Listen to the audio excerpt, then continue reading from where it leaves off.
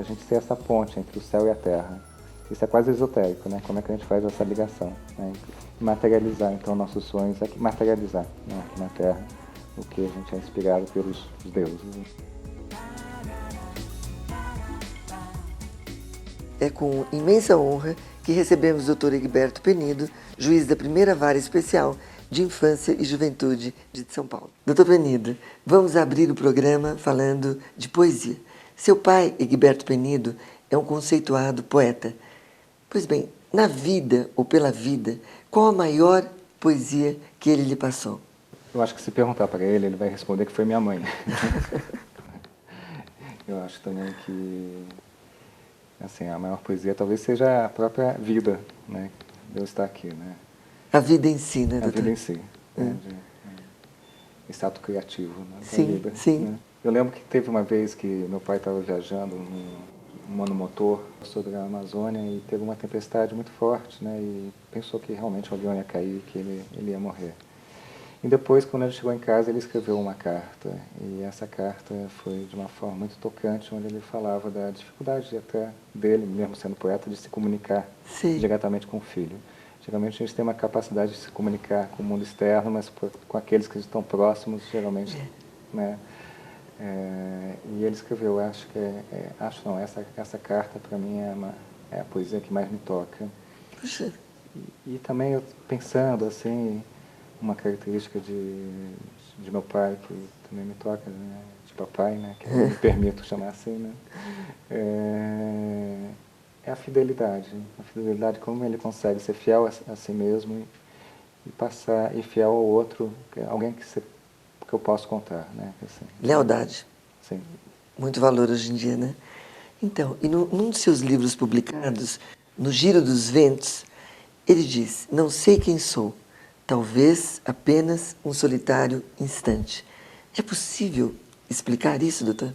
Pois é, a poesia, ela tem essa função de transitar pelos mistérios, né? Quer dizer, a poesia tem essa comunicação que não é o coloquial. Ela busca, né, trazer o mistério, né? E então traduzir isso, né, explicar isso, né, pela prosa é um desafio, né?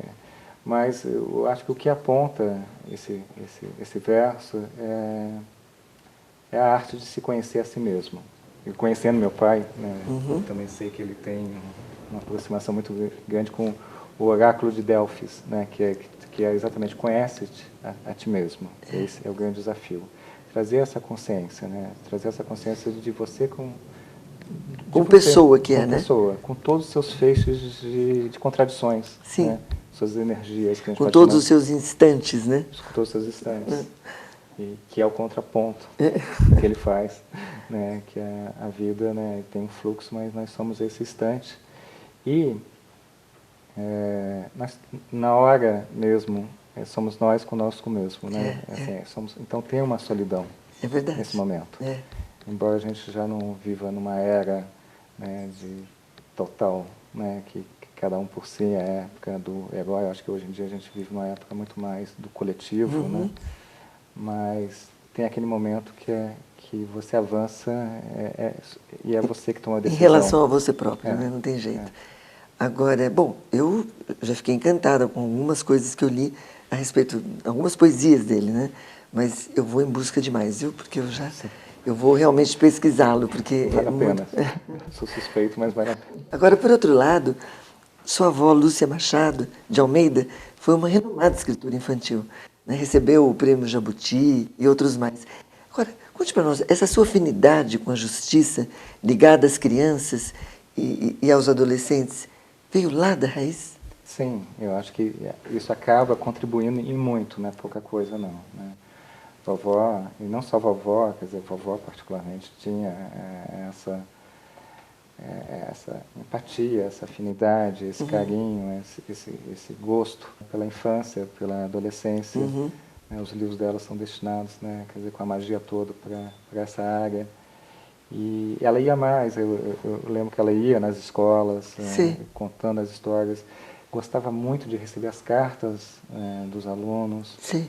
ela tinha um mural... Cartas infantis, né? Infantis, né? E respondia. Ela fazia questão de responder todas, assim, pessoalmente. E ela pregava algumas cartas, né, no mural que ela tinha, assim, com desenhos que vinham, que a forma de comunicação lúdica que estabelecia, assim. Então tem isso, mas tem também, na minha família tem a Maria Clara Machado, que escreve peças de teatro infantil. Também. Nossa, então está explicado, hein? Está explicado. Doutor, está explicado bem essa sua veia aí para infância e juventude. E a infância, quer dizer, eu fui para... Na verdade, eu fui para a área da infância e juventude por conta do projeto de justiça restaurativa há 5 anos atrás, mas assumi a titularidade da vara da infância há menos de um ano. Né? E já está fazendo um excelente trabalho, né? Estamos lá, lidando com isso. Agora, pensando que todo o ideal precisa ser movido por alguma dose de poesia, não dá para negar isso, né? É sabido que aqui em São Paulo o senhor coordena um belíssimo projeto chamado Justiça Restaurativa. O que vem a ser a Justiça Restaurativa, doutor Penido? A Justiça Restaurativa ela é um feixe de ações que se colocam em ação para trazer o valor justiça. Né? A proposta dela, através desse feixe de ações, é que se lide com conflitos de uma forma não violenta, né? Que realmente se traga, então, uma consciência para todos aqueles que são afetados por um conflito. Então, a vítima, o ofensor, as pessoas que indiretamente são atingidas, familiares, comunidade, né? Através do diálogo. Né? Sim. Mas com um alto viés de responsabilização. Sim. Então, a justiça restaurativa ela busca colocar, através de uma ordenação, através de uma preparação, a vítima e o ofensor para conversarem entre eles, mas com os apoios que possam estar afetados juntos, né, também, então familiares, um professor, alguém da comunidade, e aqueles que eventualmente possam contribuir para aquela resolução ou transformação do conflito. Sim. Então, na verdade, a justiça restaurativa, você pode falar poeticamente, aproveitando, que é uma arte de encontro. Arte de encontro. É uma arte grande de encontro. E que não é nenhuma justiça light. A mídia muitas vezes fala que a justiça restaurativa é soft, light, mas eu tenho experimentado que é uma das justiças mais heavy. E por que eles dizem que seria light? Passa a impressão que você está passando a mão na cabeça da pessoa, de que você não está trabalhando, quer dizer, porque a gente está inserindo numa cultura... deixando de lado. Assim, contemporizando, sublimando, compreendendo, né? Porque a gente vive nessa cultura, né? Que porque não é fácil conversar com quem nos fez mal, né? Não é nem um pouco fácil. É difícil. Na verdade, dialogar é difícil. Comunicar, que é tanto expressar como ouvir, é difícil, mais ouvir até. Agora, quando você tem um machucado, uma ferida, uma ofensa em jogo, se torna ainda mais difícil. Sim. E muitas vezes não só para a vítima, para o ofensor também, mas para todos, mas particularmente vamos focar na vítima. E a justiça restaurativa, ela traz a vítima por cerne da redução do conflito. Ela traz o protagonismo da vítima, porque o nosso sistema tradicional é a relação estabelecida entre Estado e réu. Sim. Né? Onde o Estado visa ouvir testemunha para ouvir o passado, para estabelecer uma culpa para poder punir, com a sensação de que sem punição não vai haver respeito à ordem. A justiça restaurativa convida a vítima para estar no cerne da resolução de conflito. Ela foi diretamente afetada. Ela sabe quais são as necessidades que surgiram a partir de então. Ela que tem a autoridade de dizer o que é melhor para ela. Ela comanda, digamos, sentimentalmente falando. Sim. Seria isso? Sim. E ao passar por esse processo, a gente tem experimentado isso, quer dizer, então não é uma utopia, né?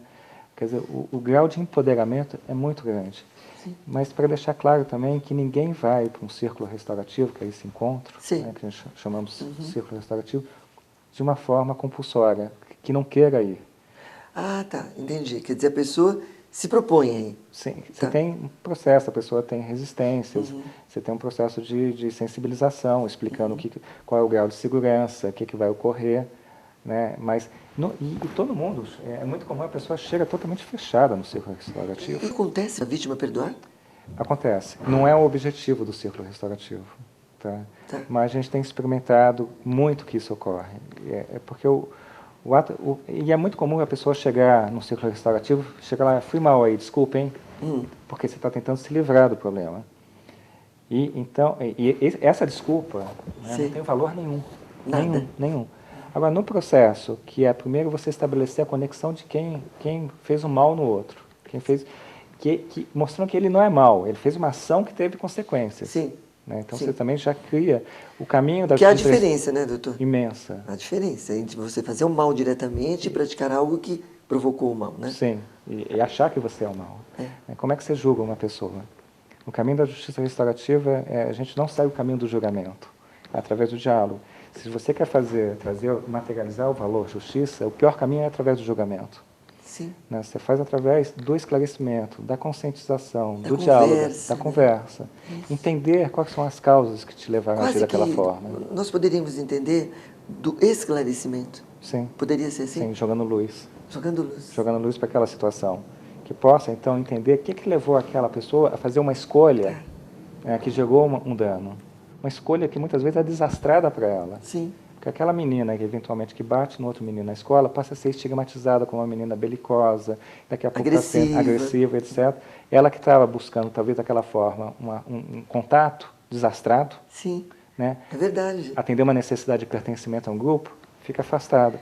Então você joga a luz nessas causas. Nossa, é muito ligado à psicologia. Sim, Eu mas acho não é que tem que ter uma sensibilidade. Tem uma proximidade, mas não é um processo terapêutico também. Tá. Você tem um foco também. Ali você não está fazendo uma terapia. É quase que uma conciliação? Sim, é mais ampla. Mais ampla. Então você caminha, é um espaço muito novo, você caminha. Então só me diz, qual a diferença entre a conciliação e a justiça restaurativa? Então, a conciliação, ela tem vários tipos. A conciliação, às vezes, é um toma lá da cá. Sim. Né? Cedo aqui, cedo lá. No primeiro passo, na justiça restaurativa, você não tem essa lógica binária. Cedo aqui, ganho lá. Tá? Como que a minha necessidade pode atender também a sua necessidade? Tá? Como que eu posso reparar esse mal feito? Tá. Sem excluir... Quer dizer, há responsabilização de fato. Sim, sem dúvida. E muito maior. Quer dizer, você trabalha com uma noção de corresponsabilidade. Muito bom. Não uma responsabilidade individual. Geralmente, focando na infância e focando no conflito escolar. Um conflito que ocorre na escola é de bullying. Quer dizer, você chama um apelido a outra pessoa, a pessoa chega um dia, pega ela na curva e dá um tapa no outro. Sim. Super raro isso acontecer. Né? É quase que uma reação, né? Sim. Agora, qual que então, a pessoa fez uma escolha, ela é responsável. Na justiça restaurativa, você fez uma escolha, pessoas submetidas às mesmas circunstâncias agem de forma diferente. Sim. Mas qual que é a corresponsabilidade também da escola? Não é de hoje que estão ocorrendo problemas de bullying na escola. Não é de hoje que aquela menina está sendo chamada daquele apelido. O que aquela escola fez para impedir isso? Sim. Né? Qual que é a justiça restaurativa joga a luz também nas variáveis institucionais que retroalimentam aquele circuito de violência. É amplo. Sim, então você tem uma amplitude muito maior. Sim. Né? Tanto que a gente trabalha com vários eixos de ações, que é não só uma capacitação de ter facilitadores, que esse encontro ele é facilitado por uma pessoa capacitada em técnicas de comunicação. Mas você também trabalha com capacitações com alunos, professores, por exemplo, para que essas pessoas reverberem aqueles princípios do ciclo restaurativo para o ambiente escolar, para o projeto pedagógico da escola. Porque não adianta corrigir só um pedaço, né? Sim, pois é. Tem que corrigir como um todo. Sim. Todos têm que contribuir. Exatamente. E todos têm a sua cota de responsabilidade. Bom, eu acredito que não há nenhuma resistência, né? Nem por parte de colegas, nem por parte da população a esse projeto. Então, isso sim e não. Assim. Quando ela conhece e vivencia uma prática restaurativa, ou testemunha uma prática restaurativa, a resistência se esvai. Mas existe vários tipos de resistência. A primeira resistência, existe. que assim, eu não quero nem vê-lo na minha frente, é mais ou menos isso. Existe esse tipo de resistência para quem é convidado a participar do círculo restaurativo, porque é realmente uma coisa inusitada. E existe a resistência do entorno, das pessoas, que, por exemplo, entende que você está ali fazendo uma prática que aumenta a impunidade, que você passa a mão na cabeça da pessoa. Tá. Isso porque a gente convive, a gente está inserido numa cultura belicosa, de guerra, de medo, que tem toda essa lógica. Violência se combate com violência. Né? Que sem punição não vai haver respeito à ordem, vai ser um caos.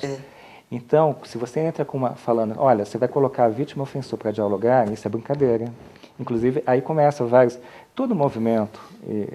Não é fácil, então. Não é fácil, não é fácil. É assim, Agora, mas ao mesmo tempo você tem muito apoio. Lógico. Tá? Tanto que esse projeto está ocorrendo no âmbito do Judiciário, porque você tem o apoio da cúpula, Sim, do é TJ, belíssimo o trabalho, assim, belíssimo. o Ministério Público acompanhando, mas você tem. E é bom que tenha essas resistências, também porque nós estamos aprendendo a fazer. Em certo sentido, isso é um resgate de práticas antigas, ancestrais, né? Práticas nativas e também espirituais, né? E também, se a gente analisar na história da humanidade, durante muito mais tempo a gente conviveu com práticas de resolução de conflitos de forma consensuada, que você não otorgava para um terceiro de fora, que tem um monopólio legítimo da força para dizer o que é certo e errado de cima para baixo. Bateu o martelo ali. Que hoje o juiz corporifica isso. Né, mas você sentava todo mundo em roda, né, através de diversas metodologias, bastão de fala, etc. Sim, sim. Né, e vamos entender o que está ocorrendo. E qual que é a parcela de cada um nisso. Nossa. Né, e o que cada um pode fazer para que isso não muito volte a mais ocorrer. sensato, doutor, muito mais Sim. sensato. Quando a pessoa vê isso, é muito mais eficaz. Lidar com a violência sem ser violência, quer dizer, não, é difícil, certo? Mas você tem um resultado muito mais eficaz em termos de não reincidência, em termos de prevenção e principalmente em termos de empoderamento de todos, de conscientização. Bom, doutor, a conversa está ótima. Nós vamos interromper um pouquinho. Você continue aí. Daqui a pouco estaremos de volta com o doutor Egberto Penido, juiz da Primeira Vara Especial de Infância e Juventude de São Paulo. Até já.